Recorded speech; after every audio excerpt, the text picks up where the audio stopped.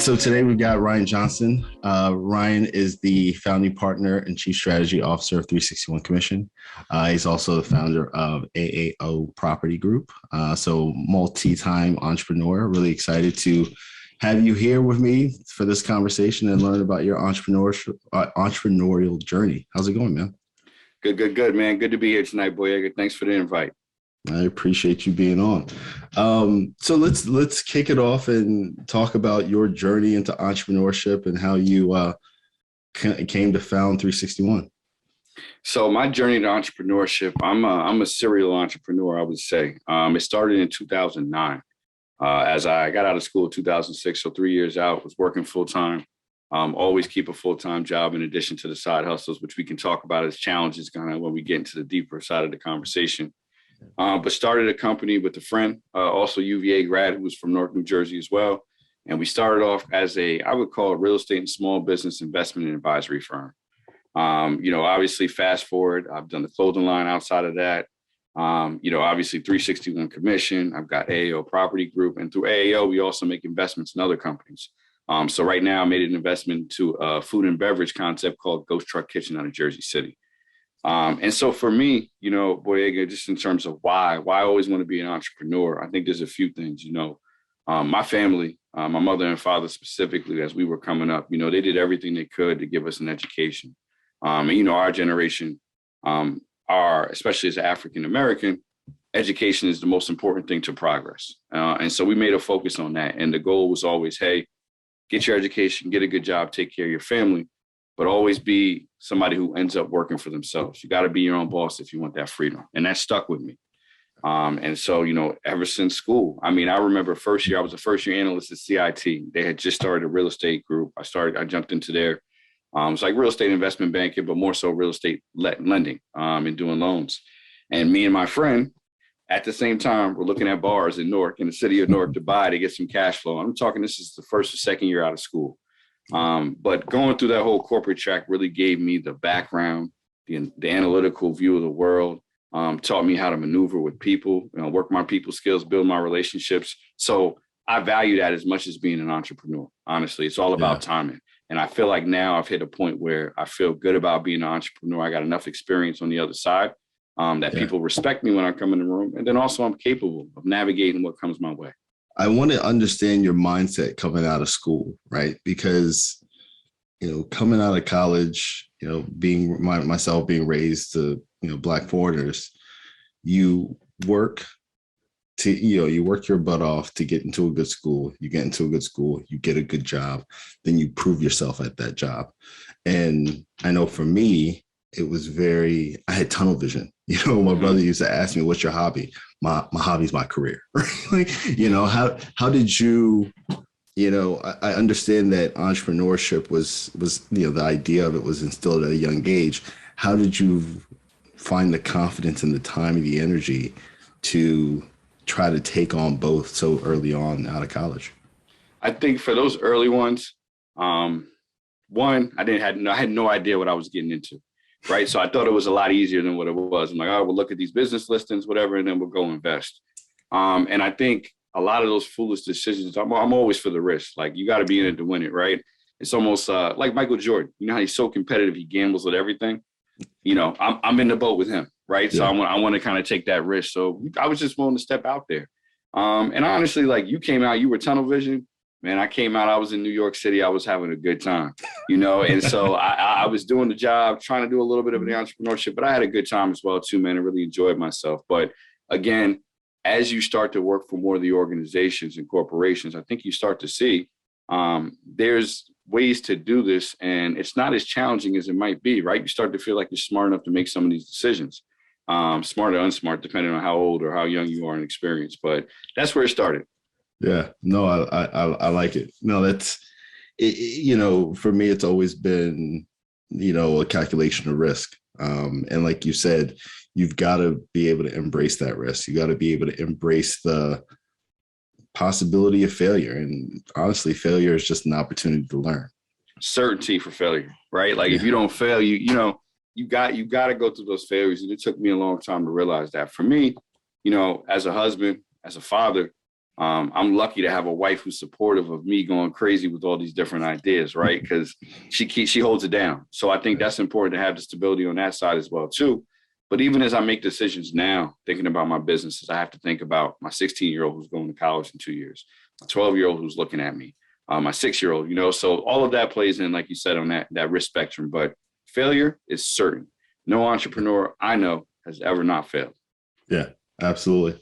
And I love, I'm going to take that tidbit of just finding a partner who's supportive and understands your calculus for risk, because there are so many factors, especially as you start bringing in a family, it starts getting even more complicated for sure. 100%.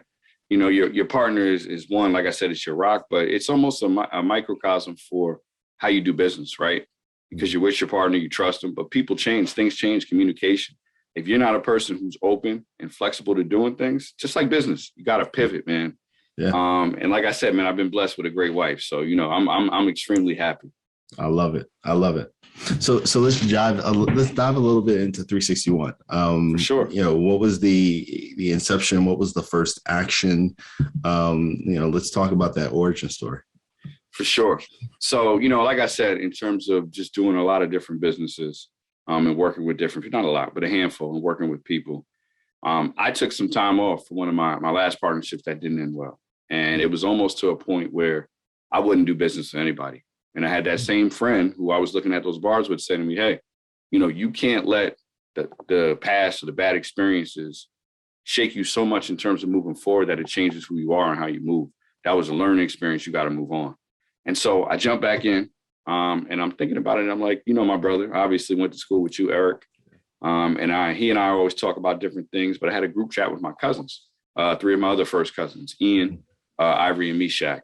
And I'm like, listen, I want to do something for us together as a family. Let's do it. You know, our fathers were all brothers. My father has 5 brothers and a sister. So, you know, we're a close-knit family of a lot of cousins. And I said, let's jump into something together. And as we thought about industries, we were talking about different things. I keep a lot of interest, right? Like gaming was one, cannabis was another, and just trying to be up in the news in terms of knowing what's going on with new industries. But the gaming really stuck with me, one, not only because there's a huge opportunity for growth, but my son. You know, I grew up as a gamer. I'm sure you grew up as a gamer, from Nintendo all the way up to PlayStation 3, Xbox 360.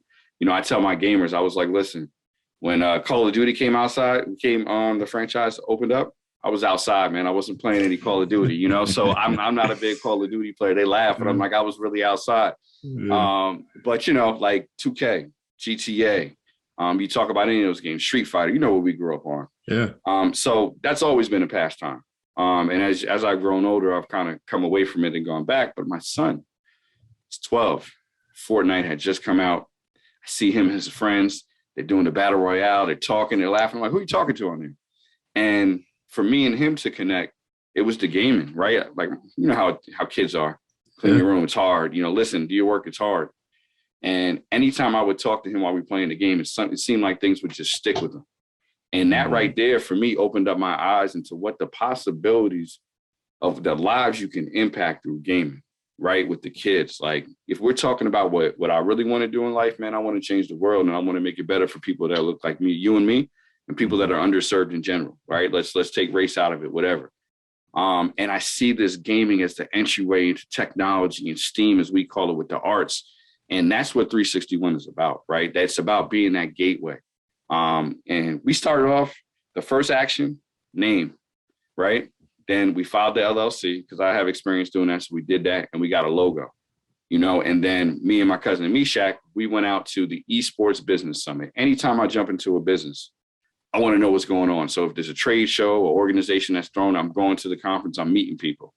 And we jumped out there as the first picture on our Instagram. We went out there and we're like, all right, we're going to figure this out. And so we were there for 3 or 4 days. We met our board of advisor member, Paul Brewer, who was working for ESL at the time, the biggest competitive esports, you know, organization at that point.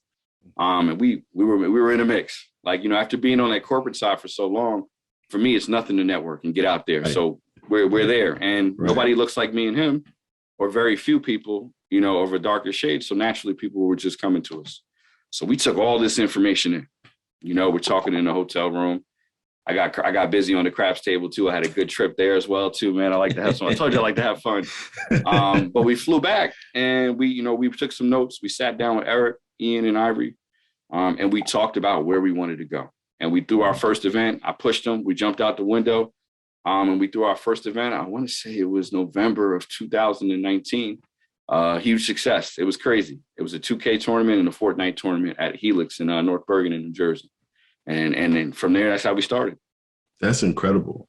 There's so many things that I love about that. I love the fact that it started with, an opportunity to connect with your son. I think that is, we talk about the idea of look at the things you're doing in your life and connect that to a business opportunity. So I absolutely love that it came from something so genuine and just so, personal, as well as the fact that it is a big family business. And I do want to dive into that in a bit. But then the third thing, of course, is whenever you get into a business, you engulf yourself into or immerse yourself into that community. So I'm gonna pick your brain a little bit. Okay. I'm going to go off the beaten path, but I'm going to pick your brain a little bit on that. When it came to starting a business with your family, especially after you've had some not so great experiences with business partners in the past, what was your risk calculus on that? Right? How did you work through that one? The risk calculus was, I'll tell you, it took a lot to get there.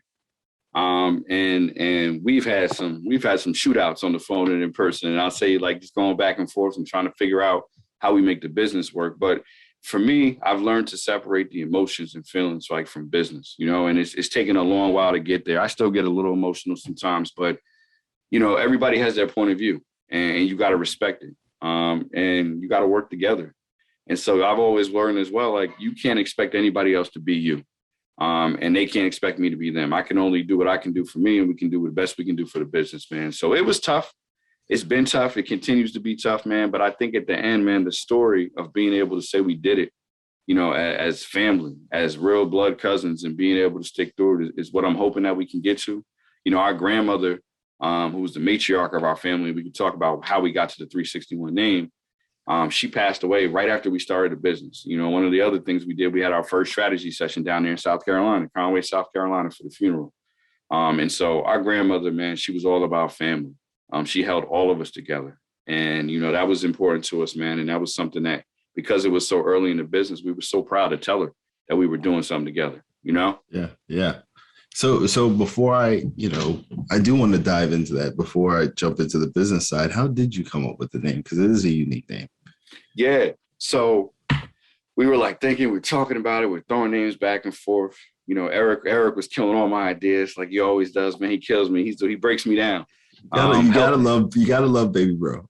Hey man, he's my reasoning. He's my yin to my yang, man. We're like oil and water, but it's perfect. But 361 is the address for our grandfather's house on South 19th Street in North New Jersey.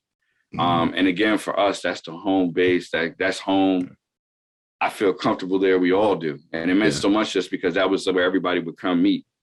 And then we said, I'm thinking about it like the commission, because it's 5 of us, but we felt like we were the bosses of the bosses, and everybody had their own specific family and lane, whatever we were doing. And we were all coming to the table to work together as a unit to make decisions and make things happen. So we jumped off with 361 commission, and then Eric had put together the logo.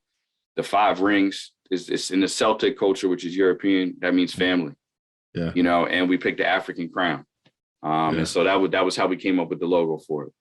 Oh man, that's so dope. That's so dope. So how did you guys in going through starting this business with your family? Everyone's got their own kind of background, their skills, their responsibilities. How did you guys draw those lines of, hey, you're going to do this, you're going to do that? But then also, what was that conversation like? Because it's very different in a business environment to say, hey, John, you're not good at PowerPoint, so you're not going to do this. How did you guys divide and conquer on specific roles? That was a baptism by fire and filling it out as we go, right? To your point, I think while we were all family, I had never worked with any of them in any type of business capacity. So you got somebody like me who's been out of school 15 years, who's managed people, who's managed portfolios, had to deal with investors. Then you might have somebody who's a little bit younger who's never managed people, but they're analytical and they look at data all day and they can do wonders with that. And so it took us a while to figure out who could do what, who was good at that. But when you're an entrepreneur and you're in the startup phase, man, you're doing everything, right? Until you can figure out. I think we changed titles several times. Some people were like chief marketing officer, then somebody was head of sponsorships, then head of gaming. So again, my biggest, I guess, mantra or thing that I tried to share with our team was startups are supposed to be flexible. Smart pivots make sense. Like, let's be open, let's see what's not working, and then let's go from there. So that's still a work in progress, man. But we all kind of do everything to the extent that we can. I dig it. So you mentioned, good startups are able to pivot. Talk to me about where 361 started and where it is today, and kind of some of the pivots that you guys had to make in the process. Man, I wish I could video them all in right now to talk about this question, because we were going crazy, going back and forth and switching. So when we came out the gate, we started with that first event, and we got a good response. One of our longest tenured gamers that we have, Ricky Muffin, shout out to Ricky. He's been with us from the beginning, came from the Bronx and won that tournament. So from a tournament aspect, it was always good to meet the actual gamers. But after paying for the facility, after paying for some of the media stuff, after paying for the pot, man, you need a very large tournament to even break even, right? But we're doing it, we're getting the exposure. So I'm thinking that's not scalable. That's what we're saying to ourselves, right? We can co-sponsor, do some different things, but that's not scalable. But we actually jumped off with managing gamers. And what we wanted to do was really take kids. We were trying to figure out the age range. And we ended up, I would tell you, from 18 to 25. And we figured, because one, the younger kids are not able to participate in tournaments. Two, just from a streaming standpoint, we had came up with a training program called the Come Up, where we had them reading books. We did SMART goals with them. We did so much one-on-one in terms of looking at their clips and from them actually gaming to try to help them. So we tried to implement that training program, and we couldn't do that with the younger kids. So we started there. But as we started to go through and do those tournaments, we did a COVID hit. So let's talk about that, because COVID changed the game, right? Live events were out the window. Yeah, they were out the window. And, gaming, when you game online, it's hard in terms of integrity of winning and cheating and scoring. A lot of people aren't as active in the online tournaments. So we tried a few of those. We had one that didn't go good at all. People were in the Discord going crazy. And then we did some more in-person events. But, we realized that with all these tournaments going on, there's no certainty in our gamers winning, and we needed to get the right gamers, right? Nobody starts with LeBron. Right. And no disrespect to our gamers, because we were figuring out, and so were they. But there's different levels of gamers, right? We had one kid, MBG, low-key RG, Reese Green out of Poughkeepsie. He won Amazon Game On's competition, won $25,000. He was on the UGL Professional League with Marshawn Lynch as his coach. So we had some good gamers. But when you talk about competitive tournament play, it's very difficult, right? It's a small pot. Right. And so we realized, like, we're managing, but to manage, you need revenue to have your managing revenue, right? Right. It was hard to get there. So we dived into content, which is a big part of our business as well. Outside of the gaming, we're talking YouTube, obviously Twitch, all these different things. Mixers when it was up from Microsoft. But again, organic, slow build in terms of building your content there. I love the content side, right? When you talk about where we're going, I envision us being a technology and creative company, but a technology and content company at the end of the day. Okay. So right now, and I'll just give you a little flavor, we're doing a series that we're going to be releasing, like I was telling you, called Brick by Brick Behind the Creator, where we basically bring on different creative minds, personalities, and we show how their creative process works and introduce them to people. We were working on an animated series. We have a game developer we're working with on trying to develop games. So when I talk about content, I'm talking about 360 content, whether it's a book, whether it's a game, whether it's animation. We want to play in all those spaces. Right. So, the content side is really going to be where the growth is on the gaming side. Again, we want to work with the kids, right? And Yeah. right now, on March 19th, we have a PC Build seminar that's sponsored by Intel. And what we're going to be doing is bringing 10 kids. We want to do larger, but we're starting off small, a little pilot. 10 kids from KIPP, New York City, which is the charter school system. Fellow Wahoo is the head of STEM there, Shayla Wallace. And so she was able to put it together for us. And we're going to bring them over with their parents to Bloomfield College. So Bloomfield College is like a commuter college here in New Jersey, top 50 game design program in the country. They have a great creative center for, Center for Creativity and Technology. And so we've been working with them. And so we're going to bring these 10 kids to the college. We ordered 10 gaming PCs that we're going to have them build with their parents there. And so they're going to build the gaming PCs, because one of the biggest things in gaming, which is the challenge, is hardware, software, and being able to afford it for kids that look like us. Right. And so we're going to have them build the PCs. We're going to have a panel with Intel moderating. It's going to be careers in gaming outside of actual gaming. We are going to have another panel with the esports coaches from Caldwell College in Bloomfield. They're going to be speaking to the kids, as well as some of our creators and gamers, to talk about competitive gaming and content creation. How do you get there?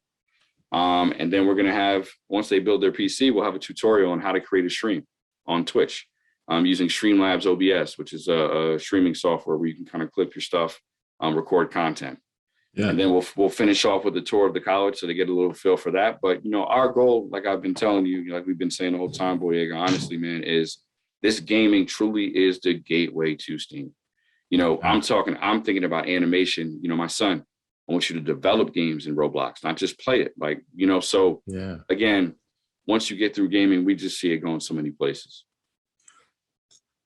My mind's going crazy, because I think that's such a cool way to incorporate all of these life lessons into kind of what for most is a hobby, right? Yep. You're exposing them to the idea of developing skills. You're exposing them to kind of college in a post high school atmosphere. You're exposing them to these big brands. You're exposing them to marketing. You're exposing them to utilizing tools in the industry that can help create a brand for themselves. The key word of what you just said, though, and not to interrupt you, but I just want to highlight that for people, is exposure, right? Yeah. That's all anybody ever needs, is exposure. If you take a kid who's never been out of a 2-block radius in his neighborhood, and you take him to Paris, and you take him to Africa, and you take him to China, I guarantee you're going to change his life. Yeah. So exposure, that's what we're trying to bring to the youth. I love that. I love that so much. So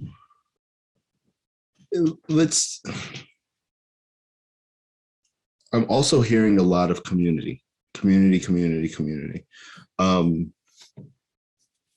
One of the guests I had in season 1 kind of talked about this idea of, build your community first. And as you build your community, you'll start understanding what your product market fit is, right? Talk to me about how you've created a lot of these community partnerships and connections to not only sponsor events, partner together to run events, but then also to find new gamers to participate in the events and be involved with what you're doing. Yeah, I mean, like you said, it is a community. And I'll tell you, Eric is a huge component of, you can't have a brand until you have a base of followers that are following you, right? And I think, to be truthful, that's been a struggle for us, right? Because we've got gamers, we've got content creators, we're moving around, we're doing different content. So for me, I'm always thinking about, all right, at the end of the day, our end goal is to be in this technology and creative space, right? And we want to be producers in it. So how do we ingrain ourselves, and what partnerships do we make? Who do we need to be in front of? I mean, for me, focusing on the kids is a long-term investment, right? You think about, I don't know if you've ever heard of the Hidden Genius Project out of Oakland. Still, they do coding, programming, and they do some great stuff. They've been around for 8 years, and that's like a model from a nonprofit standpoint. Like, they're doing numbers. It's impactful. People should definitely check them out. But that's where I want to be. I want to be able to have a pipeline of talent that can eventually come to us on that creative side, right? Like, they can come do the animation for us. They can come do the game design. Yeah. They can actually competitively game, because that's still growing, right? Pusha T has a team. Drake's invested. Everybody's invested in esports and gaming, but just like everything else that's gone over the last 2 years, to me, there's a bubble. There's a lot of investment dollars in it with not a lot of smart people moving it around, or more money than there's actually value.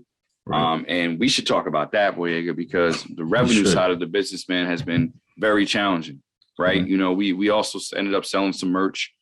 So we have some merchandise as well, too, because that was going to be a way to bring in the revenue. But obviously the tournaments, but it's tough. You know, it's tough from a gaming standpoint. If you're not delivering the content, or you don't have those gamers who are professionally playing, it's hard as an organization to be able to generate enough revenue to kind of be self-sufficient. Right. And so the gamers themselves have a lot of opportunities. You know, 2K players making $40,000, $50,000. They get sponsorship opportunities with the NBA. They get great exposure. They're learning skills. The Call of Duty players, you know, their league is crazy in terms of, you know, people who are beginners, people who want to actually come up and work their way up into professionals. I believe it's Call of Duty Challengers League. And you can work your way up to the professionals. So those professional opportunities are there, but there's not a lot of them. So when you're in that middle, it's hard. It's hard to monetize that type of competitive gaming. And so again, but even the game development market, right? You know, Fortnite obviously has made billions. You know, GTA, you know what I mean, billions, but GTA costs a couple $100 million to make. The game development market is saturated. And, you know, as a 361 coming in, we tried to partner with a game developer in the beginning. It's one of our first clients we tried to approach. You know, the developers are much like artists. They have so much pride in their product. It's hard for us to come in from a business standpoint and say, hey, we want to help you kind of push this. Sometimes they don't let go, but the game development market is saturated. People are releasing games like crazy. There's so much content in front of us right now, right? What do you do to make your content unique? One, you got to be consistent. You got to keep hitting them, but you got to, again, build that community, build that base, get that following. And it's a grind, man. It's a grind. People think it's easy. It's not easy. It's not at all. I mean, even with growing this podcast, like it's slow, and it takes a lot of, you know, I'll use an analogy. It's like building a house. You can't live in the house until it's built, but you got to build it brick by brick. There's no other way around it. And so you talked about the different pivots and the different avenues that you guys are, you know, trying and going through, especially, you know, in the light of trying to figure out what this revenue stream, sustainable revenue stream is. You know, is it, you know, just picking your brain as the strategy officer, is it your strategy to say, hey, we're going to kind of put a lot of feelers out there to see kind of what works and then double down? You know, is that the strategy compared to, you know, what the more, wouldn't say traditional, but common, conventional is pick one thing, focus on one thing, realize it doesn't work. Okay, there's the next thing, go on the next thing. And like, talk to me about how you came up with that strategy of, you know, putting a lot of these things in play, and how are you guys managing that at the same time? So that was one of the main points of contention with us as a business, right? In terms of founders, I work at that pace. Like, this is what I do for fun, right? Like this, I love this. My hobby is trying to do business and make connections and do that. So I'm able to work at a different speed for most. And some people would still say, hey, like, you're not going to get as far as you will, because I have friends who tell me focus, but I know what works for me. Right. But honestly, you know, and I would say in the last 6 months, we've really focused and slowed down to kind of focus on what we need to do. Right. And so to your point on the community education side, what we did, I want to say over a year ago now, we set up a nonprofit. That in terms of training, education, we want to build out. And so when you think about that community aspect, I see that as a revenue source for sure in terms of grants found, you know, different things that we can do. I have some nonprofit experience. You need a track record there, but you need good partners. So something like this partnership with Intel is a great launching pad for that. So from a training impact standpoint, I know that we may need to go the nonprofit route. So we set that up and we're going to see where that goes. On the for-profit side, man, it's content. You know, it's content and being able to come up with creative content and keep it coming. You know, I would love to joint venture with some comic book creators. I would love to create some short skits. You know, we wrote a script for an animated series. I'll put a collective of individuals together. Somebody that does a voiceover, an artist, a writer. We had an animator. And every week for a year, we meet for an hour. We talk about it. Everybody would go home, and we kind of, work through whatever we needed to and bring it back. They're probably mad at me right now when they watch this. I've been underwater for the last probably like 8 weeks, man. I needed to take a break. I crashed and burned, Boyega. Honestly, man, because when you're an entrepreneur and this is the side hustle, so it's a lot. You got to balance it, Yeah. It's funny. That was literally going to be my next question is, how are you maintaining this pace? And I'm not going to ask the broad, how are you balancing work and life? I want to get a little bit more tactical because I struggle with this sometimes, right? Yep. I think that we figure out what gives us energy, right? We figure out, okay, I'm doubling down on work right now and my family understands it. I need more time with the family. That looks great. What's your internal dialogue when it's Thursday evening at 6:30? You either just finished dinner, or you're about to have dinner, and you're like, I could do these 5 other things for one of my businesses, or I could watch an episode of Ozark with my wife, right? What's that self-talk? How are you working through that? So I would tell you that self-talk, that those are real options and issues. 6:30 though, I'm probably with my son or daughter at some type of sporting event or doing something educational, going to a class. And then we're coming home, we're eating dinner, but I'm on go. I would tell you, I try to prioritize, right? And again, that goes back to being realistic about what you can really do and what you can't, and managing people's expectations. And so for the week, I'll say, all right, set my calendar. I'm a big believer in whiteboards, man. So I've got my goals for the year, for the quarter. I put it out so I can see it. I put a quote at the top. I need that. And Eric gave me on the whiteboard. I used to do it on my phone, but Eric put me on the whiteboard. And I try to work my way through things, right? Yeah. And so, like you said, it's valleys and peaks. Sometimes your job will be crazy. Sometimes, 361, we got a deadline. Like we got the seminar coming up. I'm grinding on that with Intel. And then AAO right now is slow. Like, GTK, I think we're actually going to exit that position, not working on the real estate. So it's valleys and peaks. But again, it comes back to that balance, man. I meditate every day, for at least 10 minutes, just to get my peace.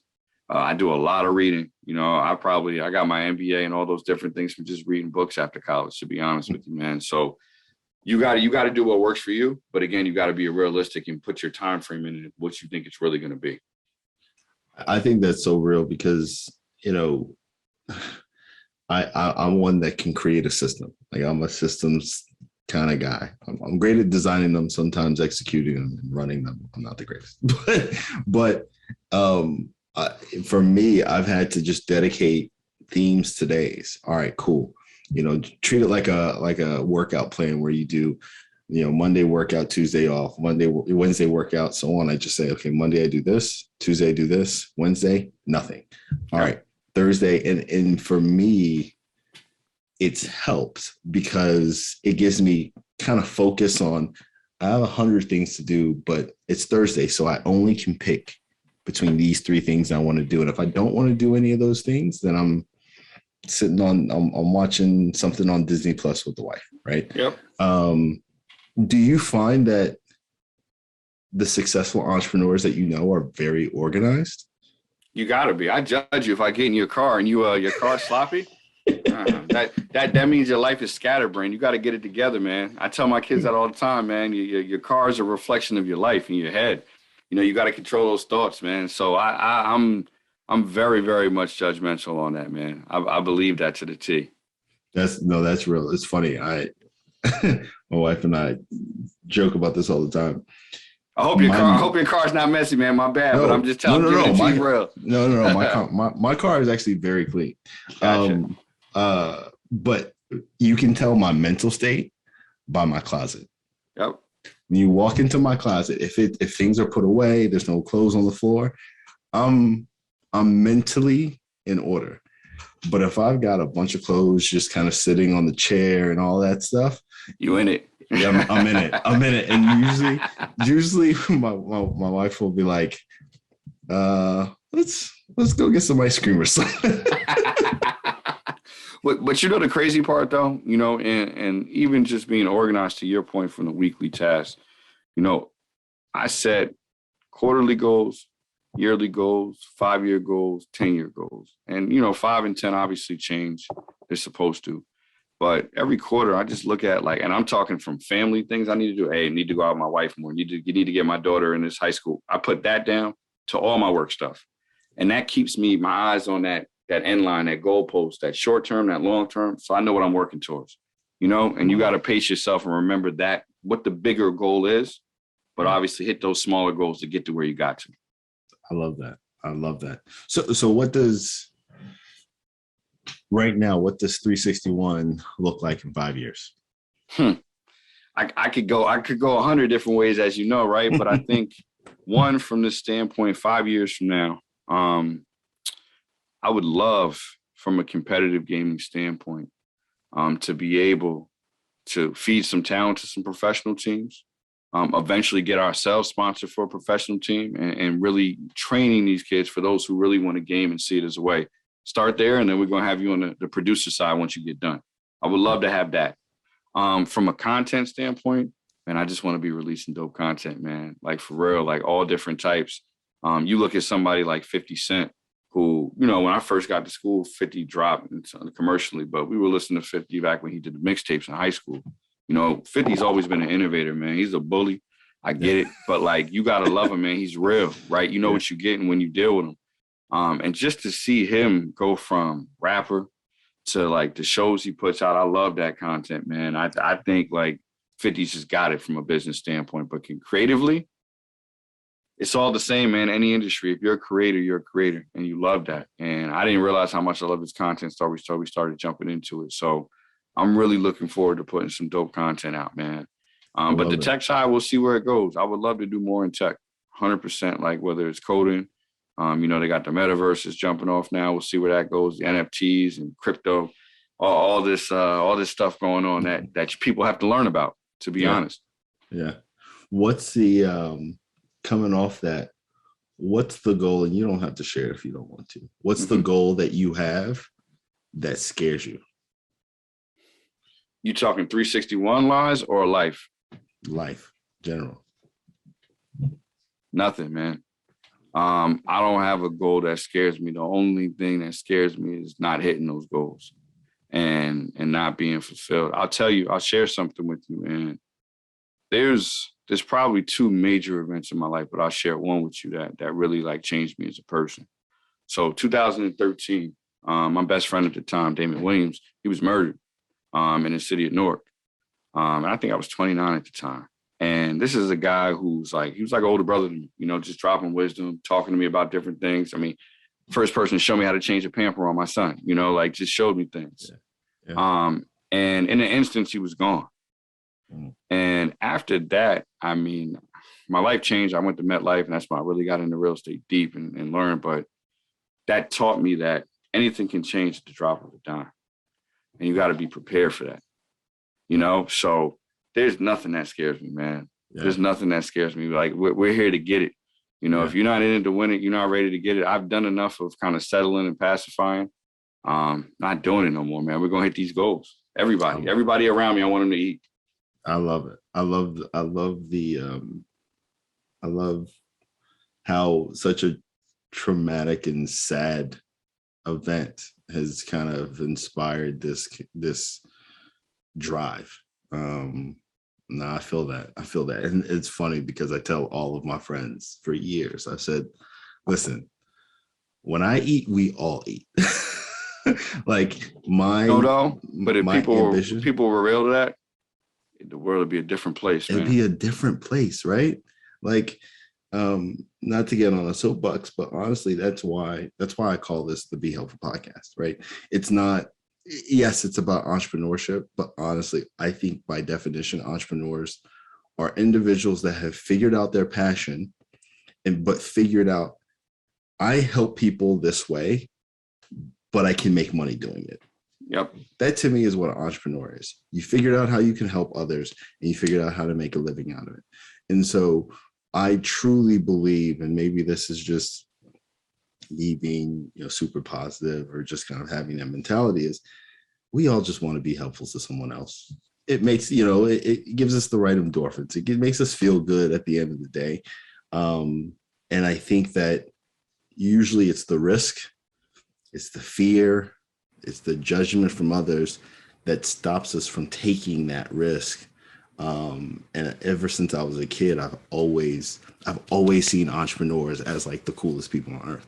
It's like you see the path that's most taken, and you are willing to go the other way just because of conviction. It's incredible. It only works with conviction. Honestly, it only works with conviction. And I don't know, man, that passion, it's not for everybody, man. It's not for everybody. You gotta be willing to pay the price. I think one of the other things that's really important on my journey, man, is just spiritually, man, knowing that, like, we used to say self-made, and then I stopped saying it because we're not. Yeah. Nothing's possible without God, man. And so that just being in tune spiritually, you need that along that journey as well. Yeah. Absolutely. So what's something that you wish you knew? Let me not even ask you that. That's a stock question I give everybody. I want to rephrase it, given your experience. What's something you know now as an entrepreneur that you would tell yourself 12, 13 years ago when you started your first business? More patience. More patience. And not believing that anything that comes good is going to come fast. I think that's a misconception. People see the success. And think about just people. You hear Tiffany Haddish's story in terms, I think she was sleeping in cars. You just see people who you see the other side of it, but you got to remember it's a grind.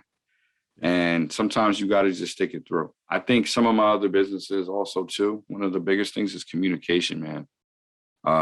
Some of my past businesses and partners and different things, communication, just being open and being honest could change everything. And so now I employ that, whether it's at work, whether it's here, whoever I'm dealing with, man, I'm 100% transparent. Whatever the situation is, we talk about it and we could agree to disagree, but you're going to respect me and I'm going to respect your decision, Yeah. And if people do that, things will go good. But yeah, man, patience, number one thing for me. Be patient and just stay down, keep working hard. Yeah. So I want to ask you a philosophical question, just because I agree with you. And I think patience is incredibly important in a world that is increasingly impatient. But philosophically, do you think that the road to being an entrepreneur or a successful entrepreneur has to be uncomfortable?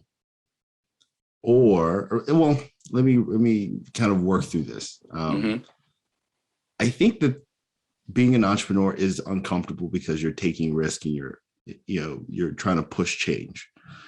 I guess the question I'm trying to ask is, with that patience, is there a extended period of discomfort you have to get used to? Or is the discomfort over a period of time potentially a sign you're not doing the right thing or you need to pivot? You see what I mean? Like, philosophically, like, how would you think through that scenario? So I think one thing that's important to point out too is, for me, a lot of people's discomfort will come from funding, right? Lack of funding, not being able. I've been fortunate enough or unfortunate enough to be able to be working as I build these businesses, right? But at some point you got to step out fully and go. So that's a lot of discomfort that I don't have that other people probably have. As far as the other stuff along the way, man, I think you really just figure it out. If you're doing a product and you're not getting any response, or you're not getting the traction that you need, and you don't see a way to scale it, it's something you got to just pivot. You know what I mean? And you got to know that, no journey is a straight line. No journey. So how you get there could be a lot different. It's going to be a lot different than how you imagine. And as long as you know that, you're going to be all right. Because think about the discomfort. Boy, like, even if you're at your job, people have discomfort there from, like, they have no growth. They're tired of doing the same thing.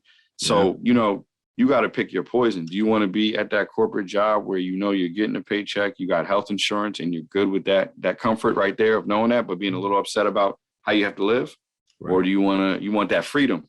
Because I think entrepreneurship is about freedom. It's not about anything else. It's about freedom of making your own choices. But that's a lot of weight that comes with that as well, too. So you just got to be prepared for it, man, and be very realistic. Right. How with that freedom, how do you how have you for 15 years now balanced freedom as an entrepreneur, but still being in the corporate world and having a job? And like, how do you walk into certain situations and not be like, I don't need to take this, I'm done? Because as an entrepreneur, most of my entrepreneur years were in real estate, right? And so my background in real estate is commercial and institutional, right? So meaning that I'm not talking about 2 or 3 families. I'm talking about 800 unit apartment buildings. We're talking about malls.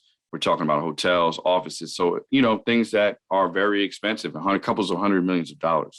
And so for me as an entrepreneur to be able to enter that field of real estate that I know, you need a lot of capital. So I found myself a lot of those years trying to find deals and put deals together and put the investors in the room for people that I was meeting. Man, that's like 1 in 100. It's so hard. It's like pitching a VC deal. It's very hard to get investors. So for me, I never found that relationship from the real estate investment side that made sense to me. Right. And so I had to put up with it. Like I had to keep going. And then also, certain jobs, you can't have a side hustle. Right. They just don't allow it, or you just don't have the time. So those 15 years have been up, down, active, slow a little bit, taking time off. So again, it's all about the pace, man. Yeah. Right. It's all about your pace. Yeah. And I think that's so important, because with hustle culture, there is this go, go, go, go, go. You always got to be grinding. And what I'm hearing is sometimes it's okay to put it on the side, because whether it's your income, your family, whatever, that's the priority. And maybe trying to do something that doesn't jeopardize that is important. Yeah, man. Pace. And if you tell me one thing I wish I knew, I said patience, but pace. Just like, I'm always like you, I'm 100 miles per hour. You're going to crash into that wall, man. You're going to crash and burn. You got to know when you're coming around that corner. Sometimes you got to slow up to see what's coming around that corner. And once you hit that straightaway, we're out of there. But that's something that I think is so key, man. So key. I love it. So I'll ask you this question, and then we'll get into some concluding the rapid fire quick hitters. What, as you think about 361 and the journey that you guys have been on, what would you say has been the most challenging to kind of work through, especially in the context of family? I definitely think the different personalities was challenging. But honestly, man, just jumping into a new industry, it was very difficult to get the respect of the people who are already supposedly in the industry, man. You would be surprised how they look at you like a culture vulture because you may not be 25 and streaming and doing the thing of so-called gaming. And we had to get comfortable in ourselves. And for a while, we were trying to be something we weren't in terms of gaming, and we're doing something way different from everybody else. Yeah. So I think, getting the respect of the people who work in the fields that you work in was definitely a challenge. Other than that, man, I honestly, nothing, just trying to make the connections or relationships with people, like not just connecting with people to connect, right? Having a purpose, picking good partners and people you really want to focus on. I think partnerships is such an important part of being an entrepreneur, because you have to leverage other people to get yourself in the situation you need to, right? Yeah. And so how you pick those partners, who you do business with, and how you do business with them is so important, man. A lot of people don't have integrity, and I think that's one of our 5 principles that we focus on, man. Like, gotta have integrity. We were raised like that, so integrity is so important to us, man. That's what we look for. But picking good partnerships and sponsorships and leveraging other people's platforms is a key part, especially if you're scaling. If there's no trust fund, right? There's no rich uncle, there's no trust fund, there's no funding backing you right now. You got to be smart and figure out which partnerships can you make to kind of take you to the next level, right? Like if I'm you, I got a podcast. There's some other budding podcasts out there, and I got one for you. I think it's a podcast under review. They do sports. Like maybe you guys come together and, now you start advertising for each other and it becomes some type of channel with different content. Like that's what 361 wants to do, bring all that together, right? Because now we're bringing our crowds, but that's leveraging your platform with somebody else's to make things work. Yeah. No, I love the this is a community effort, right? Like this collaborate and like add more value together. But I do want to kind of go back to something you said, because that's very interesting around the idea of jumping into a space that you're new to, and being perceived a certain way.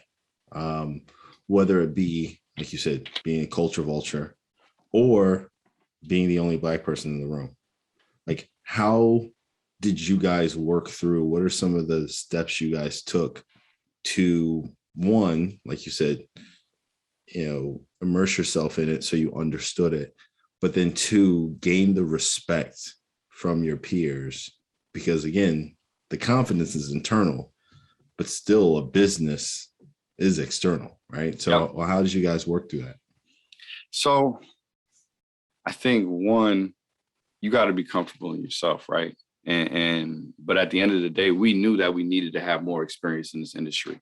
And I saw that their thoughts of us they saw us as a threat, right? Because we're together, right? And once we figure this out, we're going. So, what people say and how they feel at the end of the day doesn't bother me, right? We're laser, we're focused, we're vision, because there's people out here who are feeling what we're saying and we're feeling what we were saying and we're willing to connect. Brittany Williams was on our board of advisors, another while who was at Intel, and she felt our vision. And she was in gaming, like she was the chief of staff for the CEO of esports at Intel. And so building the relationships that we could and focusing on the people, the good, positive energy, attracting that and focusing on those people, it took care of itself, and time shows all, I think Nipsey Hussle, one of our favorite rappers, it says time reveals all. It shows you who's really with it and who was not. Yeah. And we're here, man. So, just keep energy, something we haven't talked about at all, but I just think positive, good energy.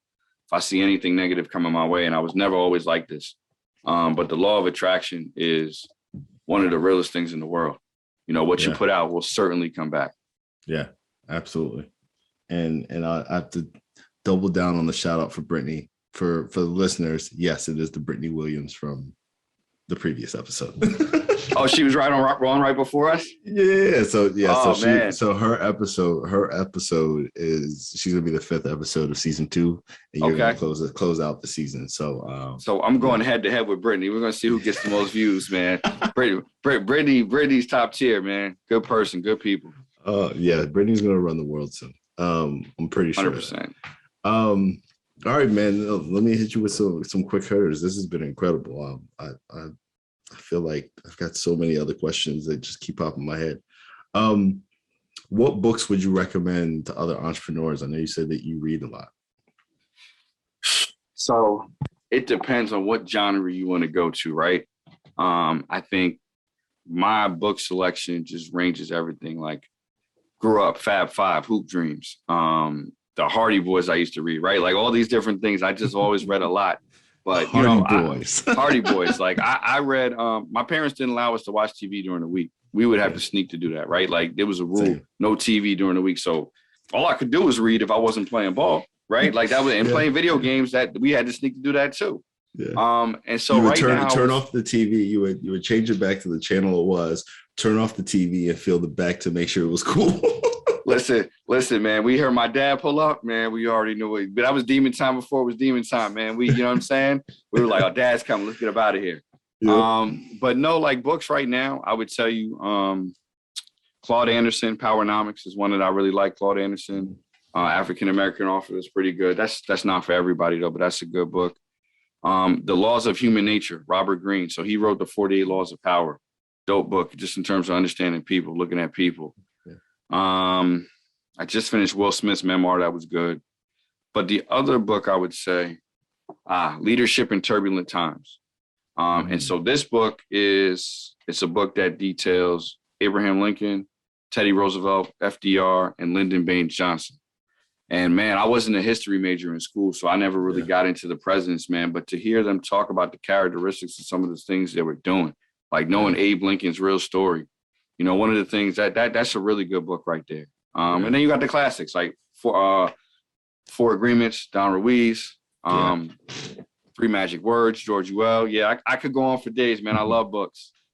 I'm definitely gonna have to read the one about presidents because I was actually a politics major, so I am a little bit of a history nerd. But it's funny, I majored in politics and minored in business leadership, so like that's the perfect book for me.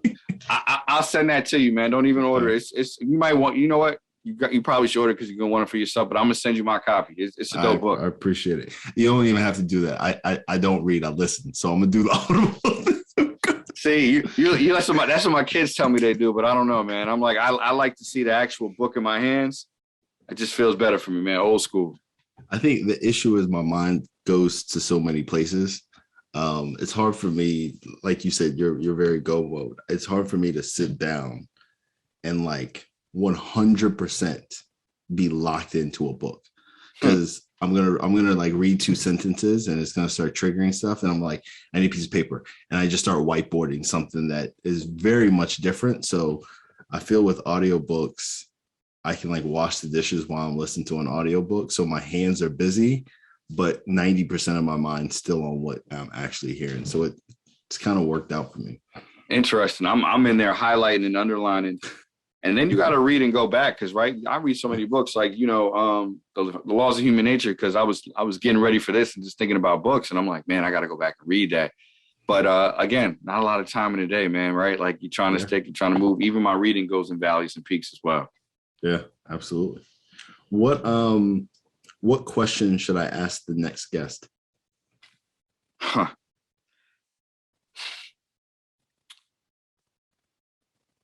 Is their business scalable, right? Like what type of revenue are you bringing? What type of profit are you bringing back? Like, what's your return on investment? Because I think people got to understand it takes money to make money, right? Like you got to put money in. And I think that would be interesting for people to, one, figure out how much they put in, if they're willing to share, but also where did that money come from?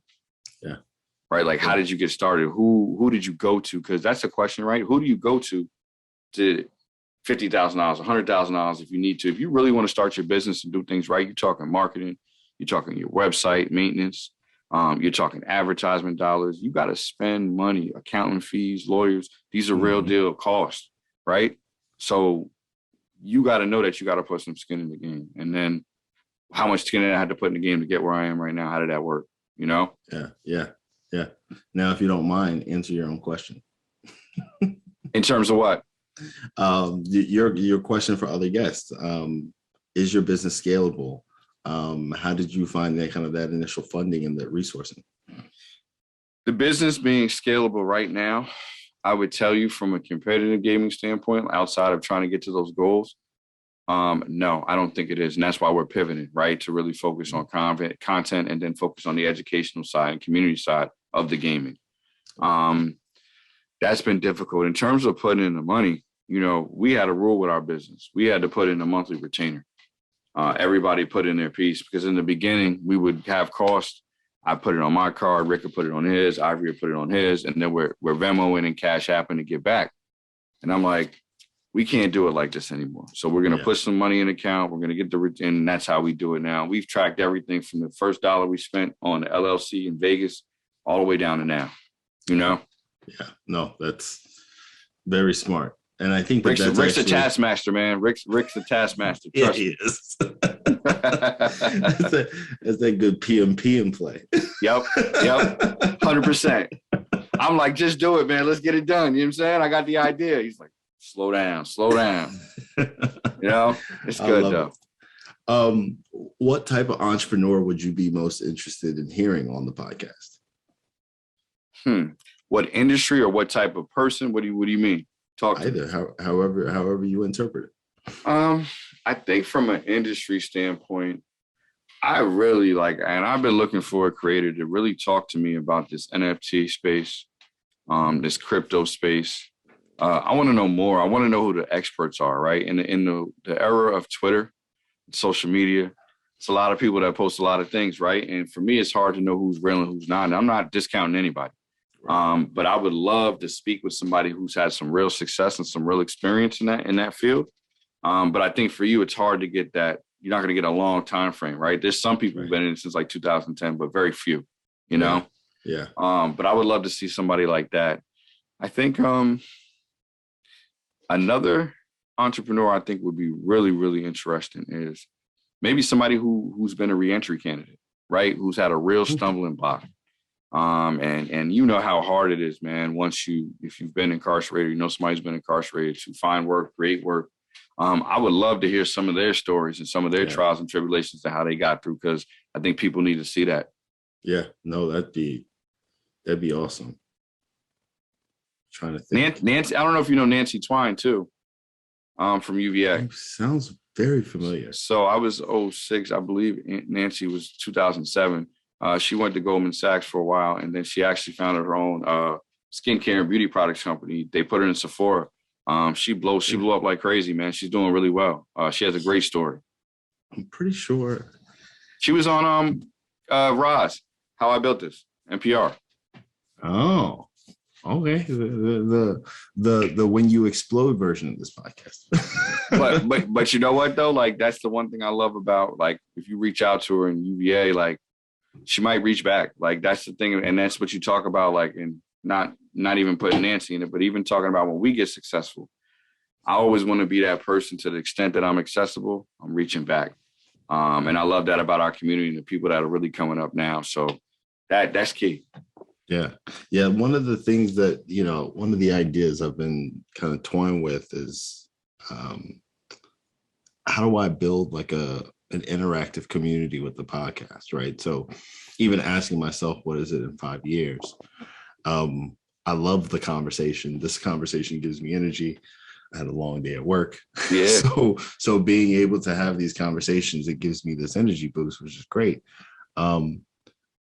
But I have this vision of, I don't want it to just be a mailing list, and I don't necessarily want it to just be a Facebook group, but I think that there's a unique opportunity to not only bring the guests of the show together and interact with each other, but then other small business owners and entrepreneurs that are just trying to help other people and learn from each other together. And I want to shape that, because like you said, I want to write it down and say, 2027, the Be Helpful podcast is going to be more than just a podcast. It's going to be like the Be Helpful network, and I think that'd be really cool.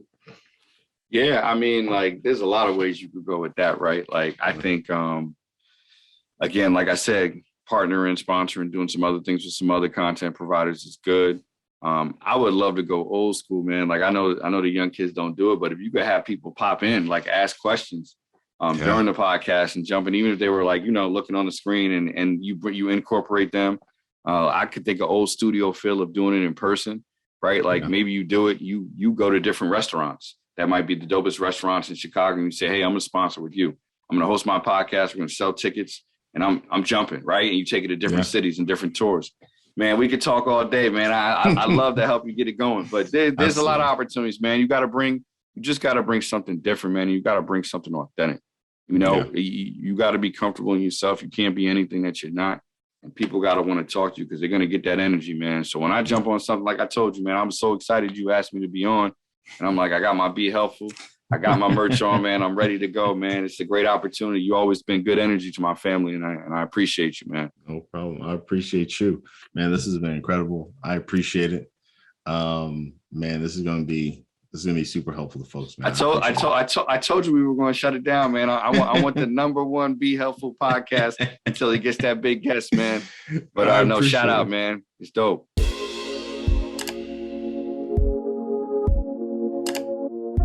Thanks for watching. If you found this video to be helpful, please leave a comment, like, subscribe, and share with a friend. If you are an entrepreneur and want to share your story and be helpful to others, just shoot us an email at behelpfulpodcast@gmail.com. See you next time.